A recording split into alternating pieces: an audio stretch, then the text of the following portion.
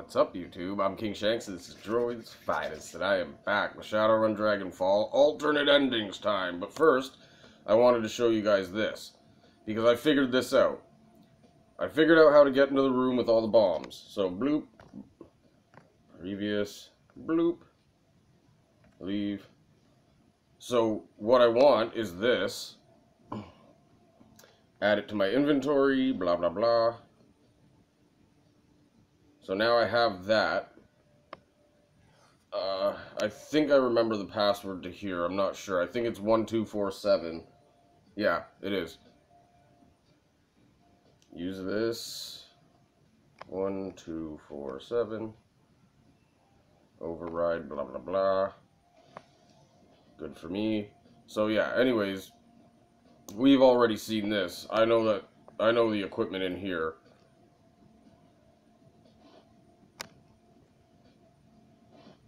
Blah, blah, blah. Anyways, let me get out of here, because I figured out how to bust open that wall. The drone controller that I just picked up from the safe, I'll show you how it's done in a second, but I'm not going to do the battle that's in here, just so that everybody knows. I'm not doing the battle. I'm just going to show you how to get the weapons that are in here, and then it's alternate endings all the way. I can get two endings that are pretty cool. There's another two that I can't get because I killed Apex. I would have needed Apex to be alive in order to get other endings, but there's one ending that I really wanted, and that's the 1 year later ending. So that's the one I'm mainly focused on. Anyways, deploy drones in mixing lab, deploy drones in weapon storage. That's the one I want. In general storage, okay, so in weapon storage, boom. Now here's where it gets cool. These things blow up after 3 turns. So one of them, as you can tell, one of them immediately went to the wall that's broken.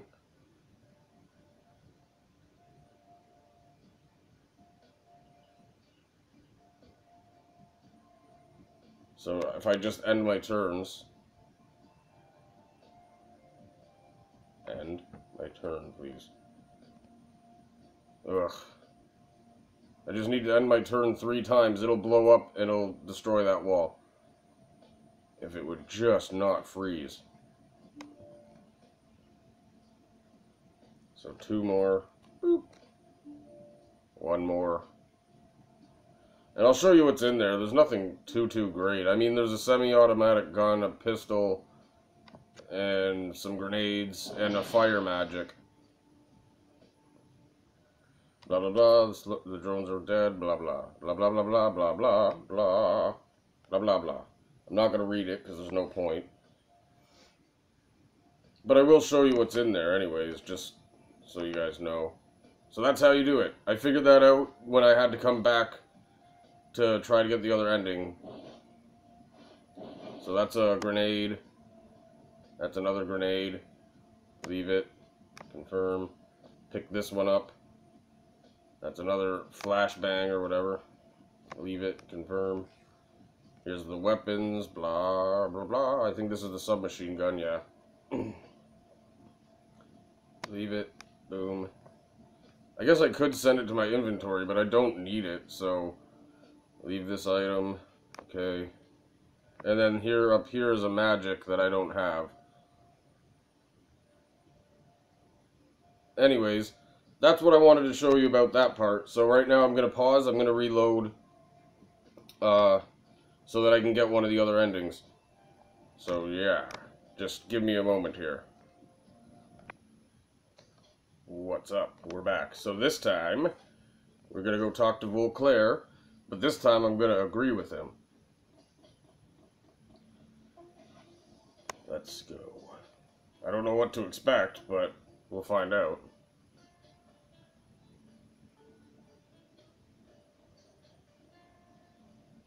The old man behind the glass works feverishly at his console, glancing up at you when he can. A cigarette dangles from his mouth.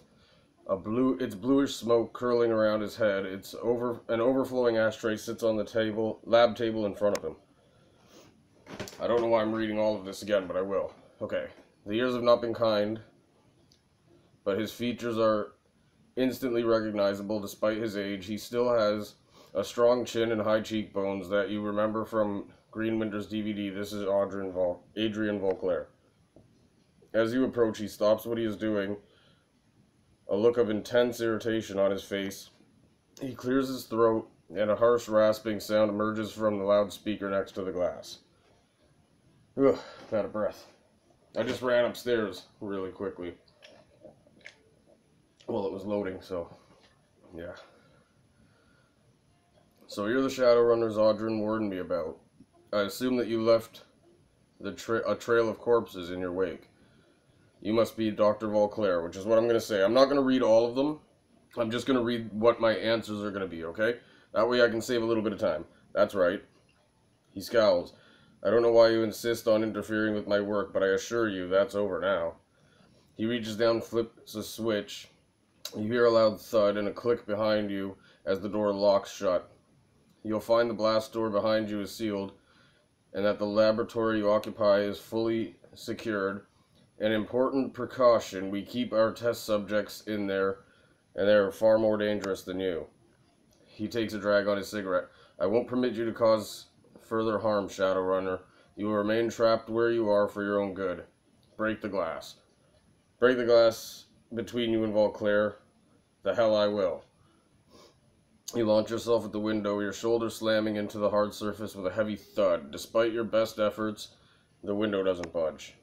The window between us is made out of Dicoat treated transplast. Do whatever you like to it. You'll find that it's quite unbreakable. The bastard's right. Nothing we're carrying can even scratch Dicoat. That glass is essentially sheathed in diamond. We'd need military-grade explosives to crack it. She frowns. We're stuck in here. Now, he fixes you with a level stare. I want to know why the hell you've so violently interjected yourself into my business. First you break into my estate, which you didn't even know was mine, apparently. Then you spend what must have been a small fortune to track me down. You locate my AI, destroy it, then drive all the way out to the countryside, and finally you shoot your way into my laboratory. He leans forward, hands on the table, his eyes narrowed into a piercing stare. So I have to ask you, Shadowrunner, who are you, and why in God's name are you her? Are you her? Okay, so I'm gonna say the second one again. We came to visit you, Vauclair, to help us stop Firewing, except it wasn't Firewing that was after us after all, it was you all along, wasn't it? Vauclair sighs, covers his face with pale nicotine-stained hands. To help you stop Firewing, that is ironic. But yes, you are correct. I am the one who has been hunting you, the one who sent Apex and Audrin after you. You're going to pay for that, you bastard. Why attack the cruise bazaar, Vauclair? Why kill Paul Amsel? It was necessary to preserve the secrecy of my work for the greater good of all. I know I have wronged you, and for this I am sorry. He sighs, a long, rattling sigh that quickly turns into a violent fit of coughing. The sound echoes over the loudspeaker. He collects himself, continues, I don't expect you to understand, nor do I have time to explain it to you. He straightens, glances back at the screen at his side, and nods curtly. Now, I must know. How did you learn that I was alive? How did you even know to look for me? Did someone send you? Okay, so, hold on. Your brother said you're the world's only hope to stop Firewing from returning. Your brother got us into this mess. Hired to break into your estate. We pieced together the rest from there. We found out from your brother Vauclair. He was trying to find you right up to the end. I'm gonna say the second one. Vauclair stares sudden, and the sudden movement of his arm. Oh wait, Vauclair starts, and the sudden movement of his arm sends his overflowing ashtray flying from the table in a cloud of ash. My brother, Hermie, it's been years. Have you seen him? How is he? Oh, you mean you didn't know? You killed him too, just like Paul and Monica. Hermie's great. I mean, dead as a doornail. Somebody's pet AI fried his brain, but otherwise, that's great. I'm sorry, Doc. He was digging too deeply into Firewing, and so Apex killed him. That's what I'm gonna say. Boom. He slumps into the chair next to him, his whole body shaking. I didn't. He is suddenly overcome by another fit of coughing. He steadies himself on one arm of the chair. Apex, he clutches his chest. I should have never trusted that thing. He closes his eyes and a tear traces its way down his the grunt hollow of his cheek. Oh, Hermie, the things I've sacrificed, all for this, all for Panacea. All for tonight. Panacea, your modified virus. What's tonight, Doctor? What are you planning with Panacea? Boom, that's what I'm going to say. He looks up dazed, his eyes unfocused. Yes, you know about it then. Panacea is my life's work, a permanent solution to an old age problem. It will mean the end of dragons, not just Firewing, all dragons. Explain yourself, Doctor. Okay, hold on.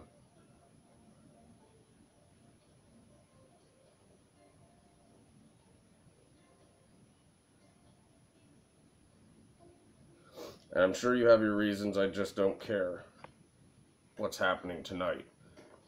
Yes. I suppose you would not be the sort to care about such things as the conquest and eventual destruction of all humanity at the hands of dragonkind. The dragons play us as pawns. They treat all the world as a hoard of treasure for the taking. No, you would not care about that. It doesn't affect your next paycheck.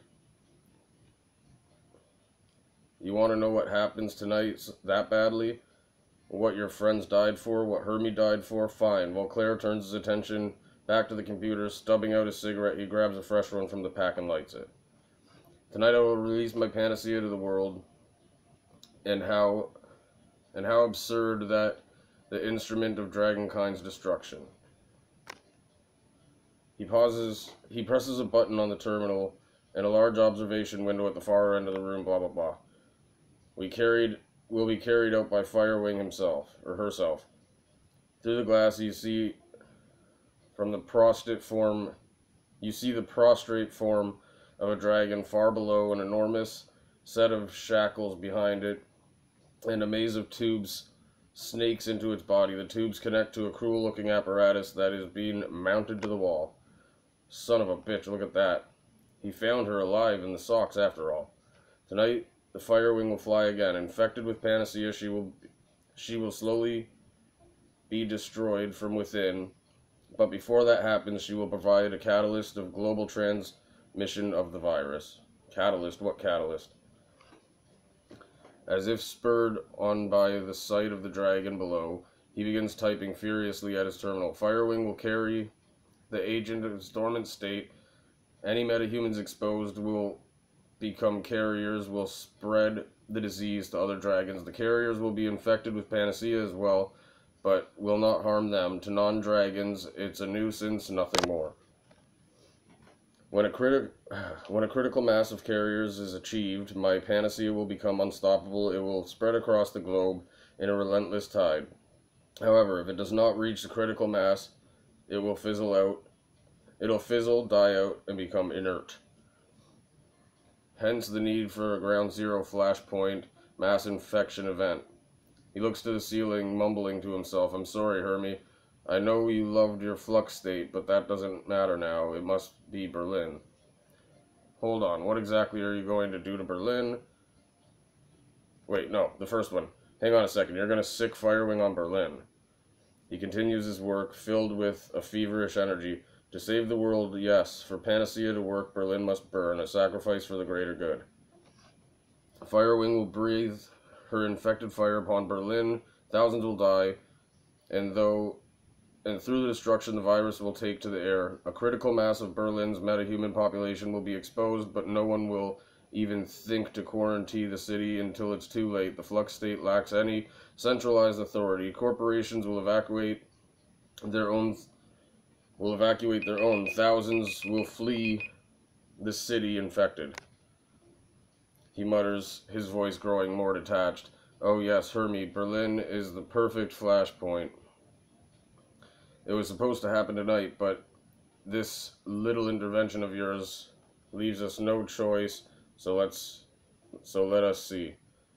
He squints at his screen. Tonight's wind patterns dictate the ground zero be Tempelhof. Highly populated, the virus will spread quickly enough from there. That's only a few kilometers from the Cruise Bazaar. The Cruise Bazaar? My favorite cafe is in the Cruise Bazaar. Look, you're crazy, and we're probably all going to die, but we are not letting you get away with this. Nonsense. You are sealed tight in the laboratory, impotent to stop me. The old man eyes the cigarette butt in his hand, fishes another from the pack, and lights it with the first, then returns to his console. Reaching to the side for a microphone, he mutters something into the receiver. You can just barely make out the sound of the name Audrin. Ugh.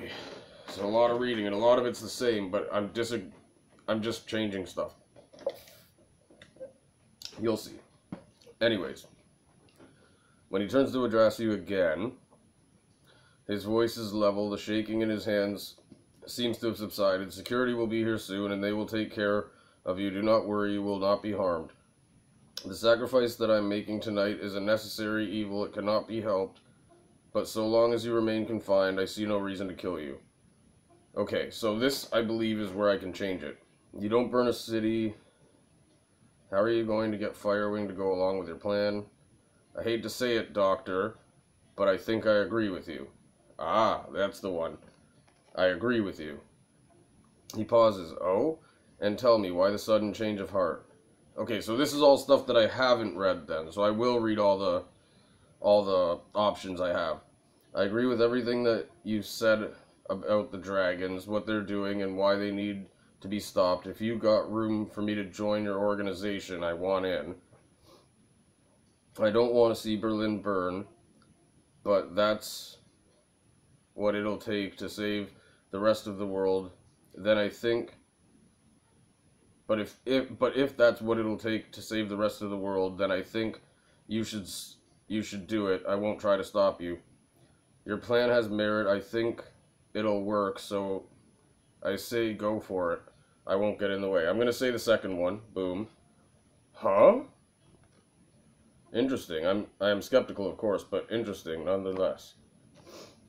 If you're sincere about letting me finish my work, then lay down your arms and make yourself comfortable. Audrin will be here momentarily to ensure your compliance. When my work is done, I will allow you to walk away free. Glory stares at you. Her face has gone white. You can't be thinking of doing this. Not after what he did to Monica and to Paul, and everyone else who died in the Cruise Bazaar. Not after everything we've been through together. Don't do this, Gurgle Squirt. If he goes through with his plan, everyone who survived the attack will die. They'll be incinerated. Iger's voice cracks. I trusted you, Gurgle Squirt. Maybe I still do, but if you want to help this monster, you'll do it over my dead body. I'm in charge of this group, and I say we're doing this. Please stand down. I don't want to fight you. Vauclair's right. I wish he weren't, but he is. Can't you see that? If his plan doesn't happen tonight, all of our sacrifice, Paul's death, Monica's death, will have been in vain. Calm down. I'm not really joining Vauclair. I just wanted to hear what he'd say. I'm going to say the second one. Boom! Iger's face twists into a mask of grief and rage. She reaches for a shotgun. God damn it, Gurgle Squirt. I won't let you join him.